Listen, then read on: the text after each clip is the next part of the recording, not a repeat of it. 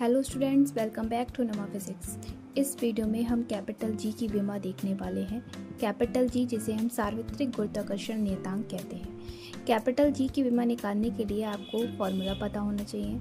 गुरुत्वाकर्षण के नियम से आप एक फॉर्मूला पढ़ते हैं, capital F equal capital G m1 m2 upon r square. ठीक, मतलब आपके पास दो बॉडीज़ अगर हैं, सपोज एक ए बॉडी है और एक बी बॉडी है, इनके बीच के डिस्टेंस है स्मॉल r। ए बॉडी का मास मान लिया m1 है और बी बॉडी का मास माना m2 है, तो इन दोनों के बीच में कितना फोर्स लगेगा उसको हम इस फॉर्मूले से कैलकुलेट करते हैं। Capital F equal G m1 m2 upon r square. m1 m2 bodies के मासेस हैं, r उनके बीच के डिस्टेंस, कैपिटल G सार्वत्रिक गुरुत्वाकर्षण नियतांक जिसे यूनिवर्सल ग्रेविटेशनल कांस्टेंट बोला जाता है। Universal gravitational constant. ओके, तो इसकी डायमेंशन को आज हम फाइंड करेंगे। तो इसकी डायमेंशन को फाइंड करने के लिए आपको कुछ बेसिक डायमेंशंस का आइडिया होना चाहिए, जो कि लास्ट लेक्चर में हमने बताया था। तो यहाँ पे रिकॉल अगर हम करें तो आपको 3 डायमेंशन का आइडिया होना चाहिए। मास का डायमेंशन होता है m, लेंथ का डायमेंशन l एंड टाइम का डायमेंशन होता है t।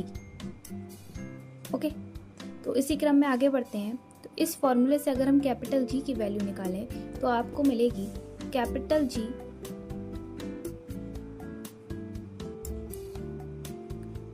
G equals r square की f से जब मल्टीप्लाई होगी तो f into r square upon m1 m2। तो आपको कैपिटल G इक्वल्स मिला f into r square upon m1 m2। अब हम f r m1 m2 की डायमेंशंस को लगाएंगे। तो f है आपका फोर्स की डायमेंशन होती है m l t माइनस 2। इसको हमने कैसे लिखा, इसको हमने लास्ट लेक्चर में बताया है। r है आपका डिस्टेंस, तो डिस्टेंस की डायमेंशन होती है l और पावर आपकी लगी है 2। नेक्स्ट है m1 m2। तो m1 मास है, मास की डायमेंशन m, m2 भी मास है, उसकी डायमेंशन m। इसको जब हम सॉल्व करेंगे तो आपको मिलेगा, यहाँ m की पावर +1 है, यहाँ m की पावर +2 है, ऊपर जाएगी तो -2 में से +1 गया तो आपको मिलेगा m -1। l यहाँ +1 है +2 तो मिलेगा l3 और t -2। तो आपको कैपिटल G की डायमेंशन मिली, कैपिटल G की डायमेंशन आपको मिली m -1 l3 t -2। Okay, capital G की डायमेंशन आपने देखी m -1 l3 t -2। इसी क्रम में हम इसके मात्रक को देखते हैं। तो कैपिटल G का मात्रक यहाँ से होगा, f है आपका, कैपिटल G की यूनिट हो जाएगी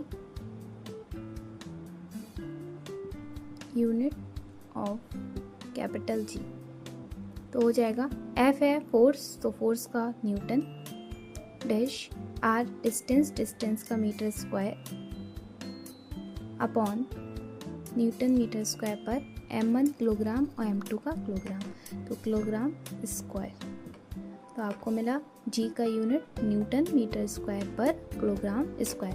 कैपिटल G की वैल्यू होती है 6.67 इंटू 10⁻⁻11। आगे मात्रक लिख दीजिए न्यूटन मीटर स्क्वायर पर किलोग्राम स्क्वायर। तो आज आपने इस वीडियो में कैपिटल G की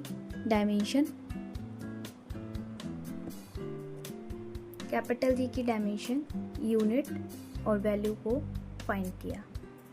मिलते हैं नेक्स्ट वीडियो में एक नए टॉपिक के साथ। Thank you.